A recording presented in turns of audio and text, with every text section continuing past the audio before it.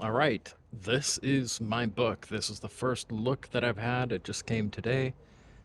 It's called Art and DIY Electronics by Garnet Hertz from MIT Press. There's the back, there's the spine. The cover features an image by Namjoon Paik, robot K456 in New York City, which is a key case study through the book. So, what I'll do here is I'll just make and provide quick videos that cover each section. This I'll cover the foreword and the introduction and the table of contents. So what we have here is a uh, a book that's split into seven kind of sections with five main themes. We start out with an uh, kind of what I term the DIY mindset.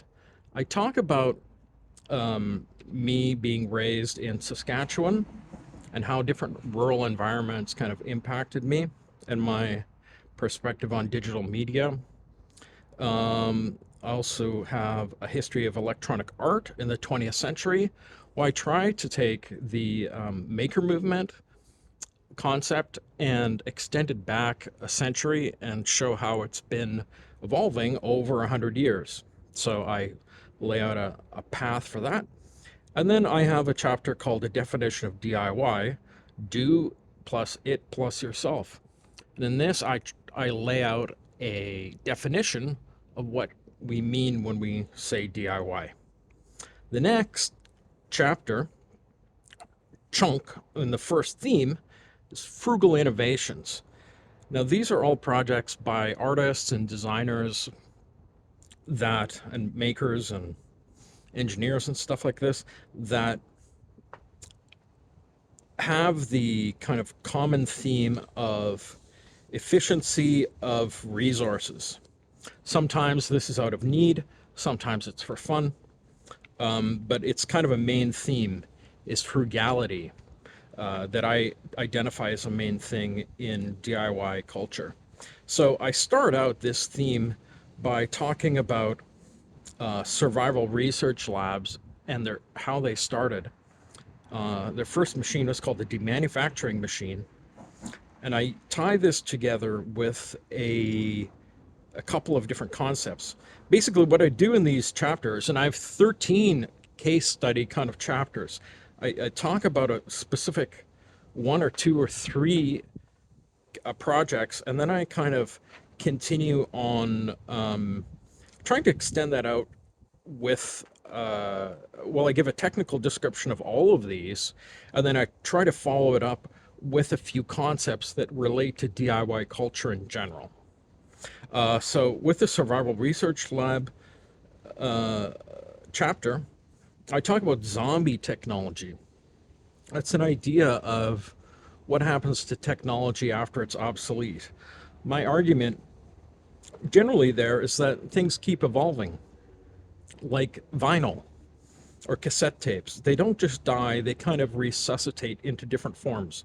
I talk about bricolage and Gartner Group's hype cycles, which is a theory of technological innovation and model that I take and extend out into experimental media arts and electronic art practice. After that, I go on and discuss frugality and telephonic arm wrestling, which is a project by Norm White and Doug Back, two Canadian artists that made a cross-continental arm wrestling machine for a few $100s. And I use this to talk about a concept of jugaad, which is an Indian concept that is, I think, really useful to describe generally how people build stuff. And I talk about finances and functionality and kind of an economy of resources for the purposes of just building something and getting things done. Next, I have Thomas Thwaite's toaster project. And in this project, he builds a toaster completely from scratch, makes his own plastic, sources his own metal, and all this kind of stuff. I use this to talk about technical disorientation. And Albert Borgman has this idea called device paradigms. So I take the toaster project, explain it, and I use it to talk about these different things and this idea of high-lowness. High-lowness is a concept that I've used for a while. Haven't really written about it though, but it's an idea that a lot of cultural production, and especially DIY production, happens in a high class slash low class kind of way, or high technology and low technology combined into one. So I start explaining this high-lowness term. Next, what we have here is exploring technologies. Now, this theme in this chapter group talks about artists and developers and designers and hackers who work with technology and DIY electronics in a way that is done for the purposes of exploring and learning. Okay, so this is about opening up that kind of black box of technology and poking around inside of it. So this starts out with technology and the incantor. Incantor is kind of the poster child of circuit bending. It's the circuit bent speak and spell that is made by Reed Ghazala. I talk about that, what circuit bending is and kind of what use it has. I think it has a lot more use than just how people understand it today. I talk about it in terms of depunctualization. This is a term that talks about a ripping apart and also an unblack boxing. So taking this kind of concealed technology and extending it out into a into components and exploring the inside. Next, the chapter I have 2.2, Exploration and Wire Figures by Diana Burgoyne, Canadian artist working with electronics, technologies, interactivity, and Radio Shack cybernetics. In this chapter, I talk about do-it-yourself guidebooks that were sold at places like at Radio Shack, and the idea of cybernetics being a kind of a thing that was introduced to artists and was popularized through guidebooks at Radio Shack. Next, I have Exploration and 20 Oscillators in 20 Minutes, which is a project by Darcia Hewitt. In this chapter, I talk about technological performance, hedonization, and the thrill of impending failure. I look at her work kind of through the lens of a almost like a sports type of performance of a technological kind of thing done for the fun of it. Then I move on to chapter these sections around identity, and I talk about building identities, and I open this up by talking about a project by a Japanese group called Meiwa Denki, and their piece called Terater MIO3, Device Art, Chindogu, and Alternative Presence.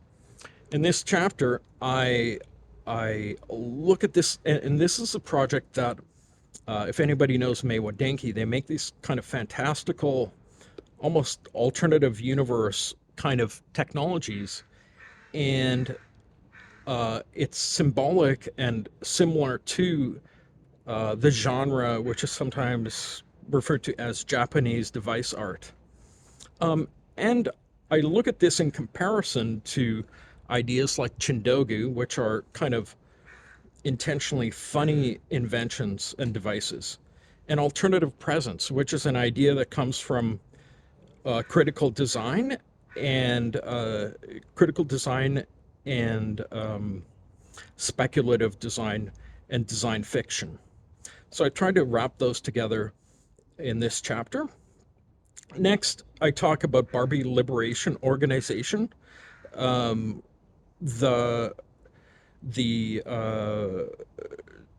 project that took Barbie electronic Barbie dolls and swapped their voice boxes with talking GI Joes, that created kind of a frenzy around, and made this kind of beautiful culture jamming kind of project in 1993. So I talk about culture jamming, technical détournement, and media and mediagenics and building stuff to be consumed almost as a meme. Barbie Liberation Organization really kind of did culture jamming and meme building before a lot of folks did. Next, chapter 3.3, Identity and the Stock Market Skirt. This project, by Nancy Patterson, was a telerobotic machine that rendered financial information onto the body of a skirt that moved up and down. I think it was pretty revolutionary for how it did it at the time, and it incorporated things like gender into the topic of telerobotics. And it really kind of created this kind of conversation around how technology and culture work together. The fourth theme and fourth kind of cluster builds off of my disobedient electronic zines. And I look at anti-institutional disobedience as an overarching theme that I think really encompasses a lot of the DIY mindset. So, for chapter 4.1, I talk about Namjoon Paik and his robot K456. And I compare this to the idea of wabi-sabi, art parvera, which is kind of poor art, and the idea of beautiful mistakes. And I propose that this early work by Namjoon Paik is really kind of interesting to look at and a great example of his work that often gets overlooked. Next, chapter 4.2, I discuss disobedience and Harebrained 2000, burlesque technologies, high-lowness, and neo-retroism. Harebrained 2000 is a project by the Canadian artist Laura Kakauka. And I pull out this term of the burlesque. I try to revert to earlier, almost theatrical use of the term, pre 20th century use of the term, where this is more burlesque is more like the idea of parody and the idea that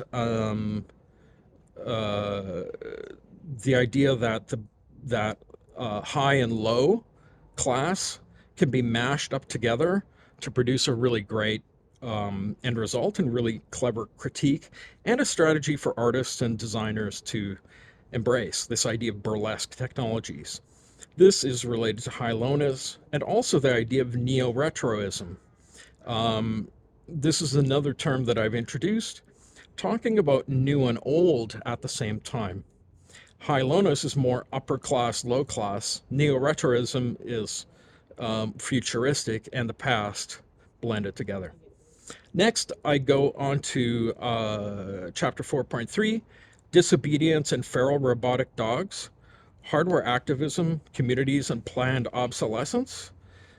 This is a project by Natalie Jeremijenko, the New York-based artist, and she does this work with taking existing robotic dog toys, hacking them to sniff out pollution, and deploying this into streets and communities and parks and this kind of stuff to create kind of a media spectacle.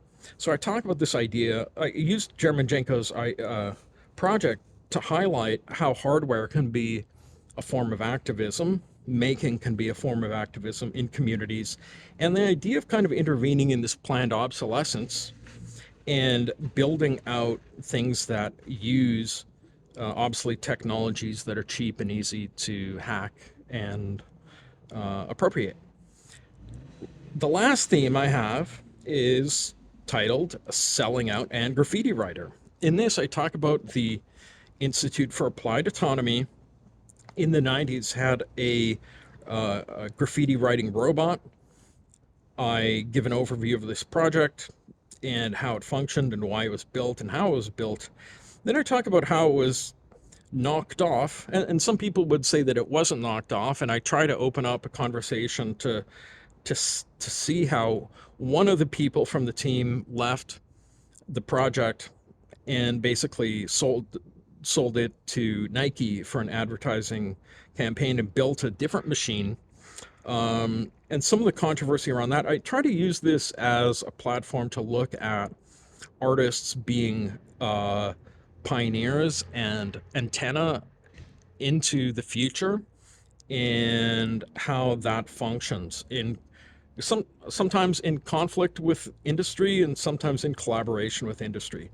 Then I conclude with what I'm calling the DIY mindset, where I try to pull all this stuff together, and I term it the DIY mindset.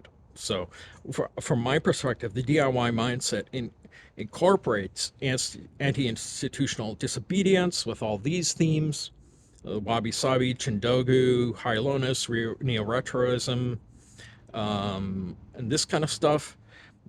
Building identities through all sorts of different approaches: culture jamming, chindogu, alternative presence, and all this stuff, frugality, and doing something on your own because you basically need to. You don't have a lot of financial resources, and so you approach the DIY mindset is a frugal kind of mindset, but it's also an exploratory mindset where people are involved in opening up black boxes, exploring what's inside, kind of a Radio Shack cybernetics approach.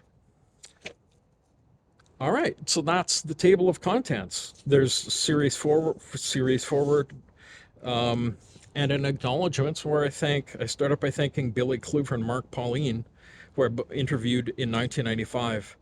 The book really was started out there, and then I had moved to Southern California, Orange County in Los Angeles area. I was involved with founding a group called Dorkbot. That the way that I tell it is that Dorkbot really had a foundational role in what came to be known as the maker movement. So those three things: Billy Kluver with experiments in art and technology in the 60s, Mark Pauline with a survival research lab that really got going in the 80s, and then Dorkbot, which got started in after around Y2K. The book kind of incorporates all that stuff, and it's really dedicated to all those artists and folks who I know and who I've been friends with and who I've exhibited with over the past nearly 30 years. Or I've been exhibiting internationally since, I believe, 1994 or so. So I give thanks to all those people. All right, I'll make another video. The next video will be on beginnings in introduction to the DIY mindset. Thanks. So that's the start of art and DIY electronics.